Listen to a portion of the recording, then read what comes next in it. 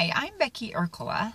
In a previous video, I shared my story of domestic violence and the kidnapping that followed.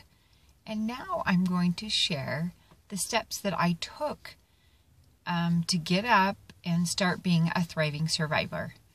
So, right after I was kidnapped, of course, it was horrible. I couldn't think. I couldn't put one thought in front of the other. I thought I was going crazy.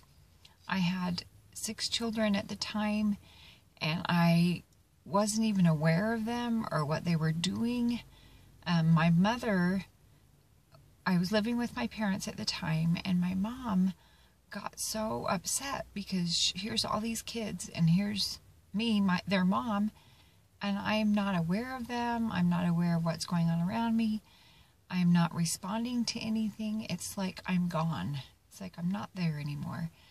And so we went to a rape counselor, and she was expressing her upset, her frustration of where I was at and what I was doing, which, by the way, is totally normal when you have been through a really traumatic experience like that. It's totally normal to shut down emotionally and to not be there. So that was a normal thing for me, but it wasn't a good thing to continue and be in that place. And so my counselor told me the best advice, and I'm going to share that with you, and I'm going to encourage you to use this advice in your life when things get hard and you want to go use things to numb yourself, like maybe drugs or food or alcohol or sleep. There's so many things that we use to numb ourselves so we don't have to deal with what's happening in our lives. And that is so unhealthy. It's not productive. It doesn't help us progress or become better people. It just kind of stops us from doing the things that we need to do. And so my counselor looked me right in the eye, and she said, I want you to get up every single day, and I want you to do the very best you can that day for as long as you can do it. And then when you can't do it anymore, when you become tired or overwhelmed, or, the experiences that you've experienced are, overtaking you and you can't deal with the day anymore, then you can go rest or, turn it over to your mom and let her take care of the kids. And I did that. It was so amazing. Because of everything that I had experienced, I would have flashbacks and all these things. But if I got up and focused all day long, if I focused on my kids, and I did what I needed to do with my kids, and I focused on school, I was going to school and studying and, keeping the house clean and all the other things that we do every day, and I really focused on that, I became stronger. And every day I was able to be up and doing things longer, and physically I was able to do things mentally and emotionally. I became stronger. It was incredible.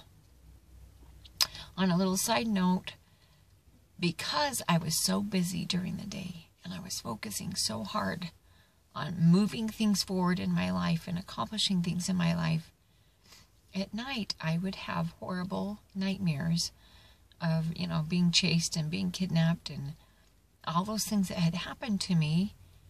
But I think that was the way that my mind was able to deal with what happened. And so, which was fine. Like, that needed to happen. My brain needed to process what had happened, process the things that I had experienced. But I was moving forward. I wasn't being stopped by some horrible thing that had happened to me, which I could have. I could have laid in bed. I could have laid in bed and not gotten up and become very depressed and not able to deal with life. I know many people when they're in horrible experiences like that, where they get kidnapped or raped or PTSD, like war stuff, they deal with it by numbing themselves with drugs or alcohol or sleeping or food. And that's a natural reaction to traumatic things. But that's not how you can choose to experience those things and handle those things. You can choose to make healthy choices that will move yourself forward in your life and help you to have incredible things happen in your life and bring the joy and happiness that I think we're all seeking.